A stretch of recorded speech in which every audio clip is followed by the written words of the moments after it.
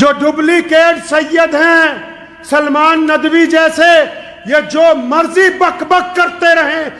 یہ صحابہ کرام کے واقعات آپ کو اس لیے سنا رہا ہوں کہ کچھ لوگ محرم میں نعوذ باللہ صحابہ کی زندگی پر تنقید کر کے سمجھتے ہیں کہ ہم بہت بڑے ترم خاں بن گئے ہیں.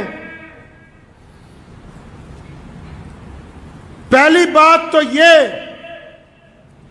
کہ پوری دنیا کے ولی، پوری دنیا کے کتب، پوری دنیا کے ابدال اور پوری دنیا کے مولوی، پوری دنیا کے شیخ الحدیث، پوری دنیا کے مسلمان، پوری دنیا کے دیندار لوگ، ان سب کو ایک پلڑے میں رکھو اور میرے نبی علیہ السلام کے کسی ایک صحابی کی جوتی کو ایک پلڑے میں رکھ دو، قیامت آ سکتی ہے یہ اس کی برابری تک نہیں پہنچ سکتی.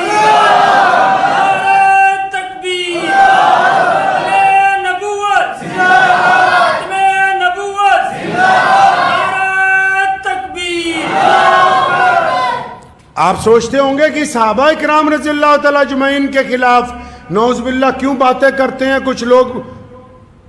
اس کی وجہ سمجھ لیں آج اطمینان سے. جو بڑی عمارتیں ہوتی ہیں، جو بلند عمارتیں ہوتی ہیں، ان عمارتوں کو اگر کوئی گرانا چاہتا ہے، کمزور کرنا چاہتا ہے، تو پوری کی پوری عمارت کو گرانے کی طاقت نہیں رکھتا.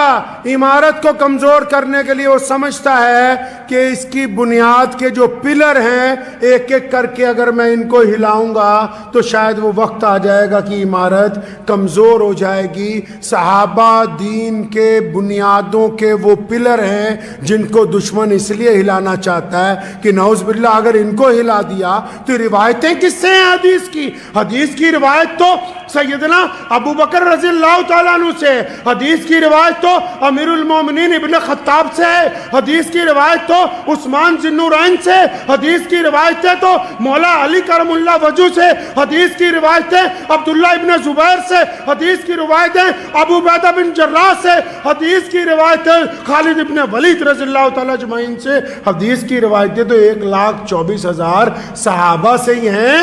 تو اگر کوئی دین میں رہ کے نعوذ باللہ غداری کر کے دین کو کمزور کرنا چاہتا ہے تو وہ پہلے اوپر ہاتھ نہیں ڈالتا، وہ یہ سوچتا ہے کہ جدھر سے روایتیں آ رہی ان کو کمزور کرنے کی کوشش کرو. اس لیے یاد رکھیں، کوئی بندہ اپنے آپ کو مسلمان بھی کہتا ہو اور نعوذ باللہ صحابہ کے خلاف گفتگو بھی، نعوذ باللہ صحابہ کے خلاف گفتگو بھی کرتا ہو، تو ہمارا کام ہے کہ اس مجلس کو چھوڑ دیں، اس گفتگو کو چھوڑ دیں، اس بندے سے تعلق ختم. کیونکہ پیارے پیغمبر صلی اللہ علیہ وسلم کی جو جماعت ہے، حضرات صحابہ کرام کی جو جماعت ہے، یہ غیر متنازع ہے.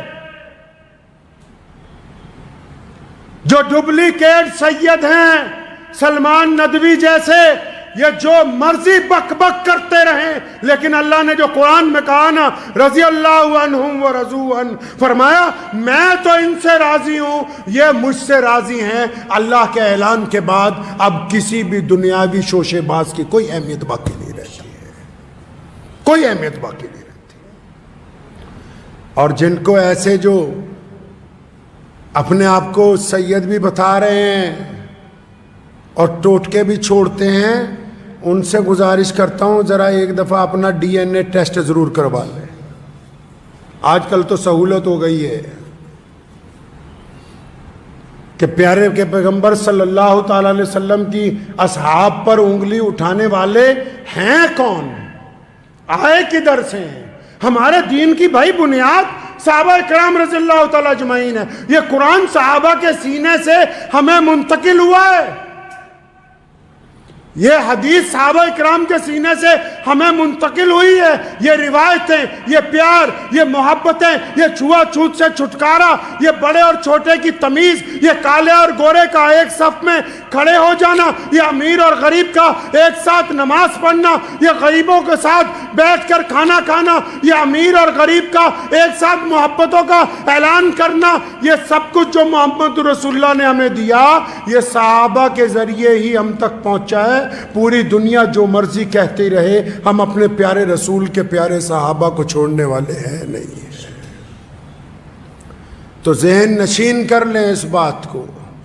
بہت سارے لوگ بڑے بڑے مسئلے کرتے ہیں، دیسی لوگ ہیں، دیسی بات پتہ ہے کہ ہم محمد رسول اللہ کے وفادار ہیں، اور رسول اللہ کے صلی اللہ علیہ وسلم کے وفادار بننے کے لیے ضروری ہے کہ رسول اللہ کی جماعت کے وفادار بنے، رسول اللہ صلی اللہ علیہ وسلم کے دوستوں کے وفادار بنے، رسول اللہ کے چاہنے والوں کے وفادار بنے، اور سب سے بڑی بات رسول اللہ کے اہل بیت کے وفادار بنے. تو اس بات کو ذہن نشین کر لیں کہ حضرات صحابہ کرام رضی اللہ تعالی اجمعین کی زندگیاں، ان کی جماعت اور وہ پیارے رسول صلی اللہ علیہ وسلم کے ساتھ ان کا گزارا ہوا وقت ہماری زندگی کا راستہ ہے، مسلمانوں کے لیے مشعل راہ ہے. اس لیے اپنے بچوں کو بھی واقعات سنائیں، سیدنا ابو بکر صدیق کے، سیدنا عمر رضی اللہ تعالیٰ عنہ کے، سیدنا عثمان ذی النورین کے، مولا علی رضی اللہ تعالیٰ عنہ کے، سیدنا فاطمہ الزہرا کے، سیدنا امام حسن اور امام حسین رضی اللہ تعالیٰ عنہ کے. اور آپ یہ دیکھ لیں کہ ہمارے پیارے پیغمبر صلی اللہ علیہ وسلم کے جو نواسے ہیں امام حسین رضی اللہ تعالیٰ عنہ، ان کے جو بیٹے ہیں آگے، بہت سارے لوگ بتاتے ہوئے شاید ڈرتے ہیں کہ کوئی ناراض نہ ہو جائے، امام حسین رضی اللہ تعالیٰ عنہ نے اپنے متعدد بچوں کا نام کس پر رکھا؟ کس پر رکھا؟ ابو بکر بن حسین، عمر بن حسین رضی اللہ تعالیٰ عنہ، عثمان بن حسین رضی اللہ تعالیٰ عنہ.